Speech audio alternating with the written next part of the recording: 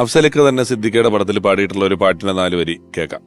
ഇപ്പൊ സിദ്ദീഖ് ലാൽ സിനിമകൾ നമ്മളൊക്കെ ഗാനമേളകൾക്ക് പാടിക്കൊണ്ട് കിടക്കുന്ന സമയത്താണ് നിങ്ങളുടെ സിനിമകളുടെ പാട്ടുകൾ. അപ്പോൾ ഞാൻ നേരത്തെ പറഞ്ഞില്ല, ബാലകൃഷ്ണൻ സാറിൻ്റെ ഒരു ഡിഫറെൻറ്റ് മ്യൂസിക് വന്നപ്പോൾ നമ്മളൊക്കെ നല്ല നല്ല പാട്ടുകൾ എന്നുള്ള. പക്ഷെ അങ്ങനെ ഒരിക്കലും വിചാരിച്ചിട്ടില്ല ഇവരുടെയൊക്കെ സിനിമകളിൽ പാടാൻ സാധിക്കുമെന്നൊന്നും വിചാരിച്ചില്ല. പക്ഷേ വലിയൊരു ഭാഗ്യമാണ്. പക്ഷെ ഇവർ രണ്ടുപേരും സെപ്പറേറ്റ് ആയപ്പോഴാണ് ലാലേട്ടൻ്റെ സിനിമയിൽ കല്യാണരാമനിൽ ബേണി ഇഗ്നീഷ്യസ് മ്യൂസിക്കിൽ എനിക്ക് ഒരു തുടക്കം കിട്ടിയത്. പിന്നെ അതിന് ശേഷം ലാലേട്ടൻ്റെ തന്നെ പുലിവാൽ കല്യാണം, അങ്ങനെ കുറേ സിനിമ ഹിറ്റ് പാട്ടുകൾ എനിക്ക് ഉണ്ടായി. പിന്നെ അതിന് ശേഷമാണ് സിദ്ദീഖ എന്നെ ബോഡി ഗാർഡിലും പിന്നെ അതേപോലെ ഭാസ്കർ ദി റാസ്കളും. പക്ഷേ ഏറ്റവും വലിയൊരു ഭാഗ്യം ഇവർ പിരിഞ്ഞെങ്കിലും ഇവർ ചേർന്ന് ചെയ്ത ഒരു ഷോ ഉണ്ടായിരുന്നു US 2016 സിദ്ദീഖ് ലാൽ ഷോ. അതിൽ എനിക്ക് ഇവരെല്ലാവരും ഉണ്ടായിരുന്നു. ഞാനുണ്ടായി, എല്ലാവരും ഉണ്ടായി. ജോർജേട്ടൻ ഉണ്ടായിരുന്നില്ലേ? ഇല്ല ഇല്ല ഇല്ല, ലാൽ സാറ്, അശോകൻ ചേട്ടൻ, എല്ലാവരും ഉണ്ടായിരുന്നു. അതൊരു ശരിക്കും ഷോ അല്ല, അതൊരു വലിയൊരു കുടുംബയാത്ര എന്ന് തന്നെ പറയല്ലേ ലാലേട്ട. എല്ലാവരും ഒരുമിച്ച്. അപ്പം അത് ലൈഫിൽ കിട്ടിയ ഏറ്റവും വലിയൊരു ഭാഗ്യമാണ്. അപ്പം എന്തായാലും ഇവരുടെ സിനിമകൾ കണ്ട് വളർന്ന് ഇവരുടെ കൂടെ വർക്ക് ചെയ്യാൻ പറ്റിയതൊക്കെ വലിയൊരു ഭാഗ്യമായിട്ട് തന്നെ കരുതുകയാണ്. എന്തായാലും സിദ്ദീഖ് സാറിൻ്റെ സിനിമയ്ക്ക് വേണ്ടി എനിക്ക് പാടാൻ കിട്ടിയ ഭാഗ്യം, ആ ഒരു പാട്ട് ഞാൻ പാടുക. അപ്പോൾ ഭാസ്കർ ദി റാസ്കലിലെ ഒരു പാട്ടാണ്, ദീപക് ദേവ് ആണ് ഹരിനാരായണൻ ലിറിക്സ് എഴുതിയ ഒരു പാട്ട്.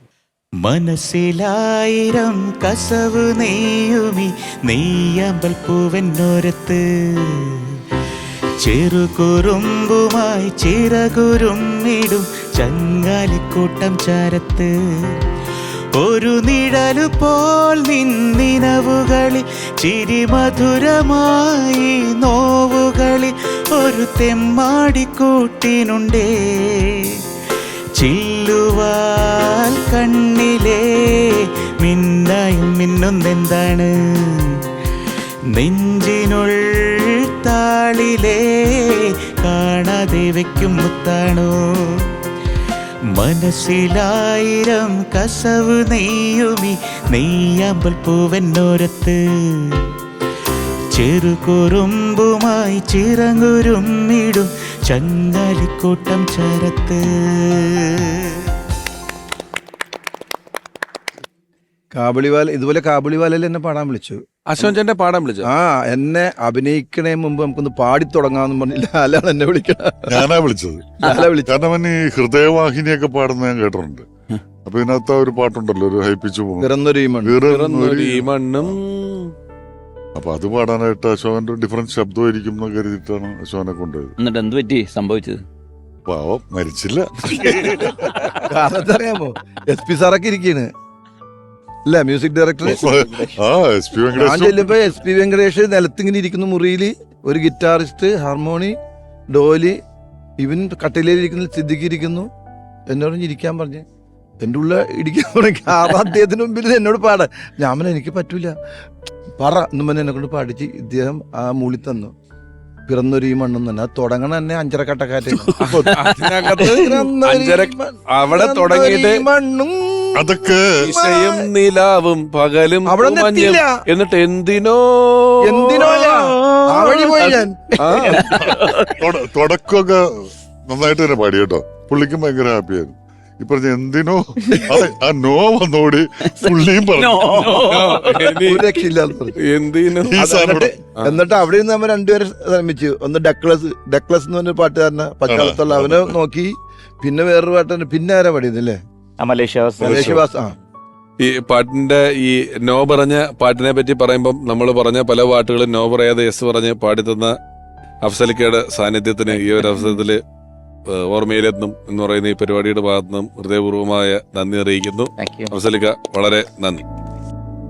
നമ്മള് പലതവണ ഈ എപ്പിസോഡിൽ ആവർത്തിക്കപ്പെട്ട ഒരു വാക്കെന്ന് പറയുന്നത് സൗഹൃദം എന്ന് പറയുന്നതാണ്. നിങ്ങളുടെ തിരക്കഥകളിലും നമുക്കത് വ്യക്തമായിട്ട് എല്ലാ പടത്തിലും ഒരു വളരെ രൂഢമൂലമായിട്ടുള്ളൊരു സൗഹൃദത്തിന്റെ കഥകൾ പലപ്പോഴും പറയുന്നു. എന്നാൽ നമ്മൾ സഹോദരനെ പോലെ, സഹോദരനാണ്, സുഹൃത്താണെന്നൊക്കെ പറയുന്ന ഈ ഒരു ഘട്ടത്തിൽ ഇനി വരുന്ന ഒരാൾ സിദ്ദിഖ് ലാൽ കൂട്ടുകെട്ടിലെ സിദ്ദിഖ് എന്ന് പറയുന്ന നമ്മുടെ വളരെ പ്രിയപ്പെട്ട അതുല്യനായ കഥാകൃത്ത്, സംവിധായകൻ, അദ്ദേഹത്തിന്റെ സഹോദരനാണ് വളരെ സ്നേഹത്തോടെ ഓർമ്മയിലെന്നും സിദ്ദിഖ് എന്ന ഈ പരമ്പരയിലേക്ക് സ്വാഗതം ചെയ്യുന്നു പ്രിയപ്പെട്ട സാലിക.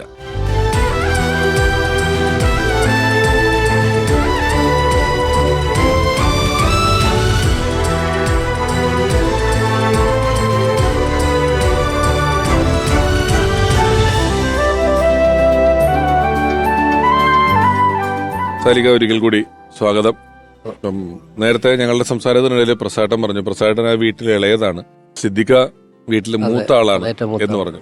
നിങ്ങൾ എത്ര വ്യത്യാസമുണ്ട്? ഞങ്ങൾ തമ്മിൽ ഏതാണ്ട് ഒരു 14 വയസ്സ് 15 വയസ്സ് വ്യത്യാസം. 14 വയസ്സ് വ്യത്യാസമുണ്ട്. ആ, കാരണം ഞാൻ 8ാമത്തെയാണ്. ഞാൻ 8ാമത്തെ ആളാണ്. സിദ്ദിഖ 8 മക്കളാണ് അല്ലേ? ഞങ്ങൾ 8 മക്കളാണ്. ഏറ്റവും മൂത്തത് ഇത്തയാണ്, ചേച്ചി, ഒരു ചേച്ചി ഇത്തയുണ്ട്. പിന്നെ അത് കഴിഞ്ഞിട്ടാണ് സിദ്ദിഖ. അങ്ങനെ 8ാമത്തെ ആളാണ് ഞാൻ. അപ്പൊ ഒരു പക്ഷേ സാലിക്കൊക്കെ സാലിക്ക് നല്ല ഓർമ്മകൾ വരുമ്പോ തന്നെ സിദ്ദിഖ ഒരുവിധം ഞാൻ സിദ്ദിഖയുടെ നാടകം കണ്ടിട്ടുണ്ട്. മറ്റേ ഈ പറഞ്ഞ രമണന്റെ മരണം എന്ന് അഭിനയിച്ച ഒരു സ്ക്രിപ്റ്റ് അത് കണ്ട എനിക്ക് ഓർമ്മയുണ്ട് സ്കൂളിൽ വെച്ചിട്ട്. വളരെ ചെറുപ്പത്തിലാണ്. അതില് ഒരു കോൺസ്റ്റബിൾ ആയിട്ടാണ് അണ്ണൻ, കോൺസ്റ്റബിൾ ആയിട്ടാണ്. ആ ഒരു നാടകം കണ്ട ഒരു ഓർമ്മയുണ്ട്. പിന്നെ ഞാൻ അധികം കണ്ടിരിക്കുന്നത് ഇവരുടെ പ്രോഗ്രാമാണ് കലാഭവനിലെ മിംസ് പരേഡ്. ചേട്ടൻ എന്നുള്ള നിലയില് ചേട്ടൻ വലിയ ഇപ്പം സിനിമയില് ആളാകുന്നു, വലിയ രീതിയിലാകുന്നു, ഒരു സ്ട്രിക്റ്റ് ചേട്ടനായിരുന്നു നിങ്ങൾ? ഇല്ല, സ്ട്രിക്റ്റ് ഒരിക്കലും ഇല്ല. എല്ലാവരുമായിട്ട് വളരെ ഫ്രീ ആയിട്ട് ചെയ്യുന്ന ഇതാണ്. കാരണം ചെറിയ കുട്ടികൾ മുതൽ എല്ലാവരും ഒരേമാതിരി അറിയാലോ, ഏട്ടനറിയാം. അതിൽ തമാശ ഭയങ്കരമായിട്ട് എൻജോയ് ചെയ്യുന്ന ഒരു ഫാമിലി ആയിരുന്നു. വാപ്പയാണെങ്കിലും അതുപോലെ ഷെരീഫിക്ക, അപ്പാ കുട്ടി എന്നൊക്കെ പണ്ട് അങ്കിളുമാരൊക്കെ ഉണ്ട്. എല്ലാവരും നന്നായിട്ട് തമാശ പറയുന്ന നല്ല ആസ്വാദകരായിരുന്നു. നിങ്ങൾക്ക് സിദ്ദിഖയുടെ സിനിമ തിയേറ്ററിൽ പോയി ആദ്യത്തെ സിനിമ കണ്ടതൊക്കെ ഓർക്കുന്നുണ്ടോ? റാംജി റാവു. കാരണം എന്റെ വാപ്പ ഒരുപാട് വർഷത്തിന് ശേഷമാണ് റാംജി റാവു തിയേറ്ററിൽ കാണുന്നത്. പണ്ടത്തെ കണ്ടിട്ട് പിന്നെ ഒരുപാട് 89-ലല്ലേ സിനിമ. അതെ, ഒരുപാട് വർഷങ്ങൾക്ക് ശേഷം വാപ്പ കാണുന്നത് ഇതാണ്, റാംജി റാവു ആണ്. തിയേറ്ററിൽ പോയി കാണുന്നത് എല്ലാ സിനിമകളും ഇല്ല. പിന്നെ വാപ്പ അത് മാത്രമേ തിയേറ്ററിൽ പോയിട്ടുള്ളൂ. പിന്നെ വാപ്പ ഈ ഒരു സിനിമയാണ് തിയേറ്ററിൽ കണ്ടിട്ടുള്ളൂ. അല്ലെങ്കിൽ പിന്നെ ടിവിയിൽ വരുമ്പോഴാണ് എല്ലാം കാണുന്നത്. പുള്ളിക്ക് ഗൾഫിൽ നിന്ന് ഒരാൾ വന്നപ്പോ ഒരു ഷർട്ടിന്റെ പീസ് കൊണ്ടു കൊടുത്തു. അന്ന് ഒരു തീ പറഞ്ഞ സാധനം വൈറ്റ് കളറില് ഷർട്ട് കഴിക്കാൻ വേണ്ടി കൊടുത്തു. അപ്പൊ അവിടെ തോമസ് ചേട്ടൻ എന്ന് പറഞ്ഞ ആളുടെ തേക്കടയുണ്ട്. അവിടെ കൊണ്ടു കൊടുത്തിട്ട് ഒരു കാര്യമില്ല, ഷർട്ടിന് അളവൊക്കെ കൊടുത്തു കഴിഞ്ഞിട്ട് ഇറങ്ങാൻ നേരത്ത്, ബാക്കിയുള്ള തുണിക്ക് 2 അണ്ടർവെയർ വെച്ചേക്കും എന്ന് പറഞ്ഞു. ഈ തിളങ്ങുന്ന തുണിക്ക് ചൈനീസ് സിൽക്കല്ലേ? ചൈനീസ് സിൽക്കാണ്. ദുബായ് 2 ദിവസം കഴിഞ്ഞപ്പോ അയാള് അണ്ടർവെയർ വെച്ചിട്ട് ഷർട്ടിന് തികയുള്ള അണ്ടർവെയർ ഇട്ട് നടക്കാൻ പറ്റില്ല, ചിരിച്ചിരിച്ചാവും. ആദ്യം തയ്ച്ചത് ഇതാണ്. ആദ്യം അയാൾ അണ്ടർവെയർ ഒക്കെ തയ്ച്ചു. കല സിദ്ദിഖ സൗഹൃദങ്ങളിൽ മാത്രമേ ഉപയോഗിക്കുള്ളൂ, അതായത് വീട്ടില് ചർച്ചകൾ ഉണ്ടായിരുന്നു. ചില ആളുകൾ പറയും സിനിമയുടെ കഥ കാണിക്കോ, അല്ലെങ്കിൽ ഈ പ്രിവ്യൂ കാണിക്കല്, അങ്ങനെയൊക്കെ എന്തെങ്കിലുമൊക്കെ നിങ്ങൾ? ഇല്ല, സിനിമയുടെ കഥ ആദ്യം ഫസ്റ്റ് ഇതാകുന്നത് ഞങ്ങൾ എല്ലാവരും കൂടി ഇരുന്നിട്ടാണ്. ഈദിൽ ഏതെങ്കിലും ഒരു ദിവസം എല്ലാവരും കൂടി ഇരുന്നിട്ട് ഞങ്ങളോടാണ് ആദ്യം പറയുന്നത്.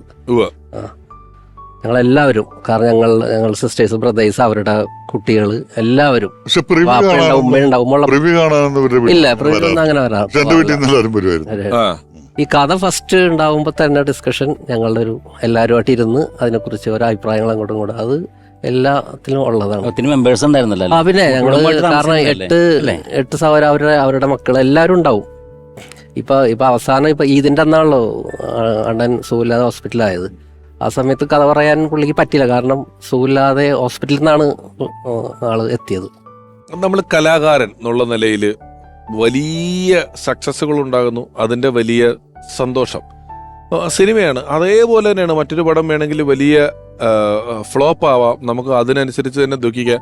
അങ്ങനത്തെ ഒരു ഏറ്റക്കുറച്ചിലുകൾ ഇങ്ങനെ ഒരു വളരെ സോഫ്റ്റ് ഹാർട്ടഡ് ആയിട്ടുള്ള ഒരാൾക്ക് ചിലപ്പോൾ വേണം കൂടുതലായിട്ട് ബാധിക്കാവുന്നതാണ്. അങ്ങനെ ബാധിച്ച് വീട്ടിൽ വരുന്നോ കണ്ടിട്ടോ? ഒരിക്കലും വീട്ടിലേക്ക് വരില്ല, പുറത്തു തീരും. ലാൽ സാറിന് അങ്ങനെ തോന്നിയിട്ടുണ്ടോ? നിങ്ങളുടെ എല്ലാം സക്സസ് ആയതുകൊണ്ട് ആ സമയം ഞങ്ങള് ഒരുമിച്ചുള്ളതൊക്കെ സക്സസ് ആയിരുന്നു. എനിക്ക് പരാജയം ഏറ്റുവാങ്ങാനായിട്ട് വലിയ ബുദ്ധിമുട്ടാണ്. കുറെ ദിവസങ്ങൾ എടുക്കും നോർമൽ ആകാനായിട്ട്.